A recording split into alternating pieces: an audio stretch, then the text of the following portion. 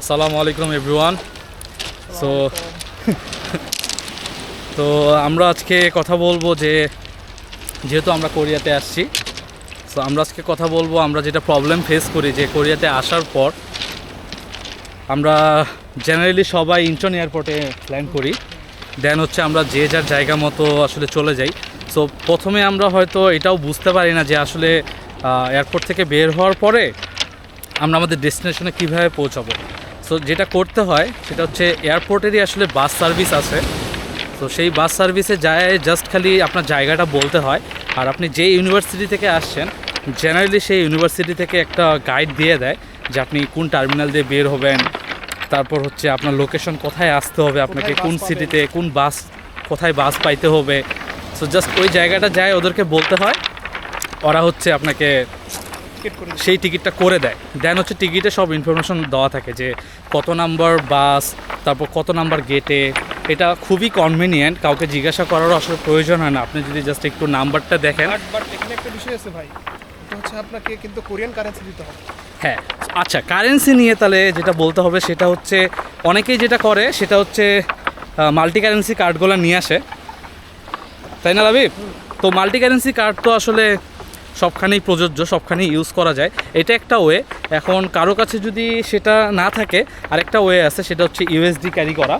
কেউ যদি হ্যাঁ দেশ থেকে ইউএসডি নিয়ে আসে, সো ওখানেই এয়ারপোর্টেই এক্সচেঞ্জার থাকে, কোরিয়ান কারেন্সিতে এক্সচেঞ্জ তারা করে দিবে। দেন হচ্ছে আপনি সেই মানে ক্যাশটা নিয়ে ক্যাশ দিয়েও আপনার টিকিট কাটতে পারবেন, এটা কোনো প্রবলেম না। দেন হচ্ছে যে যার জায়গা মতো চলে যাওয়ার পরে, যেহেতু আমরা মোটামুটি ম্যাক্সিমাম একটা মুসলিম কান্ট্রির দেশ, সো আমাদের হালাল হারাম নিয়ে একটা প্রবলেম থেকেই যায় যে কোন খাবারগুলো হালাল, বা আমরা এসে সেখানে কোথায় কী খাবো। আমি স্পেসিফিক্যালি তাদের জন্য বলতেছি যাদের আসলে যে সিটিতে কেউ থাকে না বা হচ্ছে বুঝতে পারে না যে কী খাবো না খাবো। সো তাদের জন্য লাবিব তুমি কি বলবা? আসলে আমরা যারা মুসলিম, আমরা যে ভাবি যে হ্যাঁ আমাদের যে জবাই করা বা স্লটারিং যে ওয়ে, এটা ইসলামিক ওয়েতে না হলে কিংবা ইসলামিক কান্ট্রির লোক দ্বারা না হলে সেটা কিন্তু খাওয়া যাবে না, এটা কিন্তু হারাম। আর এখানে একটা বিষয় যেটা হচ্ছে যে এখানে কিন্তু স্লটারিং করা হয় কীভাবে জানেন? ইলেকট্রিক শক দিয়ে ওদেরকে মারা হয়। মানে গবাদি পশুগুলোকে ইলেকট্রিক শক দিয়ে আগে মারা হয়। তারা এটা মনে করে যে এটা করলে তাদের কষ্ট কম হয়, কিন্তু এটা সায়েন্স আমি এখনও জানি না। তো এই ওয়েতে যদি জবাই করে সেটা কিন্তু একটা মৃত পশু, আমরা কিন্তু মৃত পশু খাচ্ছি। আর তারা কারা করছে? নও মুসলিমরা করতেছে। সো এটা অনেকে যারা ইসলামিক মাইন্ডেড তারা মনে করে যে এটা হারাম, এটা খাওয়া যাবে না। তাহলে আপনি হালাল ফুড কই পাবেন? হালাল ফুড পাবেন আপনি এখানে কোরিয়াতে তো অনেক মুসলিম থাকে।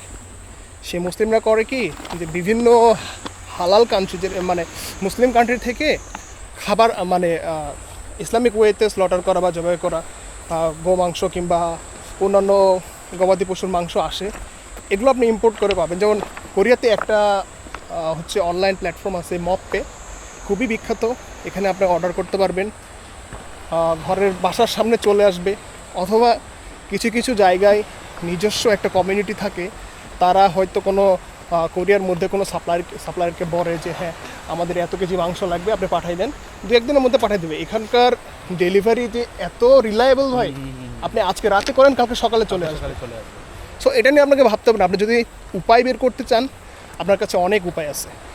আর টুকটাক খাবার বিষয়গুলো আপনি কী করবেন? ধরেন বাইরে যাচ্ছেন, চিপস খাবেন, বিস্কিট খাবেন, অন্যান্য স্ন্যাক্স খাবেন, তো এগুলো না আপনাকে দেখতে হবে। আপনাকে ফোনের হচ্ছে ট্রান্সলেটর বের করে, গুগল ট্রান্সলেটর কিংবা অন্যান্য পাপাগো ট্রান্সলেটরগুলো আছে, এগুলো ট্রান্সলেট করে দেখতে হবে যে প্রত্যেকটা প্রোডাক্টের বাইরে উল্টা দিকে দেখতে পাবেন হ্যাঁ ইনগ্রিডিয়েন্টগুলো কী কী আছে। কারণ এদের বেশিরভাগই খাবারেই হচ্ছে মিট দেওয়া থাকে, পর্ক, বিফ, চিকেন। সো এগুলো তো খাওয়া যাবে না। সো এটা আপনাকে মেনটেন করে চলতে হবে, এটা আপনাকে দেখেই নিতে হবে, এভরি প্রোডাক্টে আপনাকে দেখতে হবে। সো হ্যাঁ, পাওয়া যায় হালাল সাইন সম্পন্ন খাবার পাওয়া যায়, হালাল সাইন ছাড়াও খাবার পাওয়া যায় যেগুলোতে বিফ কিংবা পর্ক কিংবা অন্য কিছু থাকে না, এগুলো মেনটেন করতে হবে। তবে আপনারা যদি বেশি এটা নিয়ে কথা বলেন যে না বিহাইন্ড দ্য সিন কী হচ্ছে আমি কি তো জানি না। ধরেন আপনার যেখানে যে জিনিসটা খাবার তৈরি করতেছে সেখানে দেখা যাচ্ছে যে পর্ক স্লটার হচ্ছে, সেখানে পিগ স্লটার হচ্ছে, অন্যান্য পশু স্লটার হচ্ছে, তো এটা তো ওয়ে না। তো আপনি যদি সব কিছু মেনটেন করতে চান, হয়তো পারবেন কি না জানি না, তাহলে আপনাকে নিজে স্লটার করতে হবে। সো এর মধ্যে দিয়ে আপনাকে চলতে হবে, কিন্তু উপায় আপনি বের করতে পারবেনই, কারণ সব জায়গাতেই ইচ্ছা থাকলে উপায় বের করা। আচ্ছা, একজন স্টুডেন্ট নতুন আসার পরে একদম সে তার ইন্টার্ন এয়ারপোর্টে আসলো, দেন হচ্ছে তার ডেস্টিনেশনে গেল, তারপর তো তার খেতে হবে, সেই ক্ষেত্রে কি করতে পারে? হ্যাঁ, সেই ক্ষেত্রে আমার মনে হয় যখন ইঞ্চন এয়ারপোর্টে নামবেন তখন অনেক খাবারই থাকে, যেটা আমি ফার্স্টেই বললাম যে আপনাকে দেখে নিতে হবে যে এটাতে কিছু কোনো পর কিংবা জেলাটিন যুক্ত খাবার আছে কিনা, এটা আপনাকে বের করে নিতে হবে। সো এই জায়গা থেকে আমি বলবো না যে আপনি খাইতে পারবেন না কিছু। ব্রেড জাতীয় খাবার থাকে, এগ জাতীয় স্যান্ডউইচ থাকে, হ্যাঁ, হ্যাঁ, হ্যাঁ। এগুলো আপনি খাইতে পারবেন। তারপর এখানে হচ্ছে 24/7 GS25 7-Eleven দেন সিইউ, এই সবগুলো অলওয়েজ, এই কনভেনিয়েন্স সবগুলো অলওয়েজ ওপেন থাকে। সো এখানে অনেক কিছু পাওয়া যায়, যেমন বিভিন্ন টাইপসের নুডলস পাওয়া যায়, অনেক রকম স্ন্যাক্স পাওয়া ওই যায়, যে মাছের টুনা হ্যাঁ, এগুলো হ্যাঁ, পাওয়া যায়, এগুলো গিম্বাপ। পাওয়া যায়। সো ফার্স্ট অফ অল প্রথমে আসে আমরা হচ্ছে সেগুলো ট্রাই করতে পারি যে হ্যাঁ, আমি এখন এত দূর ট্রাভেল করে আসছি, আমাকে কেউ খাবার প্রোভাইড করার মতো কেউ নাই। সেই ক্ষেত্রে আমি কি করব, জাস্ট আসবো, আসে ফ্রেশ হইলাম, দেন হচ্ছে এই যে সিইউ বা হচ্ছে 7-Eleven, এগুলো সাধারণত যে যেখানে আসি না কেন ঘর থেকে বের হলে আশেপাশেই এগুলো থাকা যায়, হ্যাঁ, পাওয়া যায় আর কি। একটা ওয়াকিং ডিস্টেন্সে হ্যাঁ, থাকে। ওয়াকিং ডিস্টেন্সেই থাকে। দেন এগুলো থেকে যেগুলোতে যে কিছু বিস্কুটস বা হচ্ছে যে কোনো স্ন্যাক্স আইটেম, নুডলস, তারপর এগ পাওয়া যায়, তো যাই এগুলো হচ্ছে আমরা এগুলো খাইতে পারি। দেন হচ্ছে বাইরে খাওয়া দাওয়া আসলে অনেক কস্টলি। সো সেই ক্ষেত্রে আমরা যেটা করতে পারি সেটা হচ্ছে যে এখানে ডাইসু আছে একটা শপ।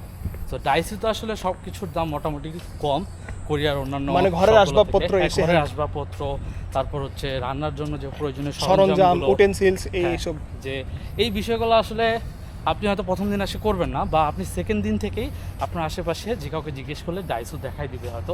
সো ডাইসুতে গিয়ে আপনারা হচ্ছে এগুলো কিনতে পারেন, দেন হচ্ছে অ্যাজ ইউজুয়াল রান্না করে খেতে মানে পারেন। ঘর সাজানোর জন্য আপনার যা দরকার সব কিছু ডাইসুতে আপনি পাবেন। আপনি যা দরকার সব কিছু, মানে বালিশের কভার থেকে শুরু করে পায়ের পাপোশ পর্যন্ত, মাছ ছোলার যদি ওই যে ফিশের যে উপরের ছাল উঠানোর জন্য যদি জিনিস চান সবই পাবে। কিছু যে নাই ডাইসুতে, এটা মনে হয় আমি দেখি নাই। আসলে তো এই হচ্ছে ওভারঅল আর কি, ইনচন এয়ারপোর্ট থেকে আসার পরে কি করবেন প্রথম দিকে এগুলো করা যেতে পারে, এই তো।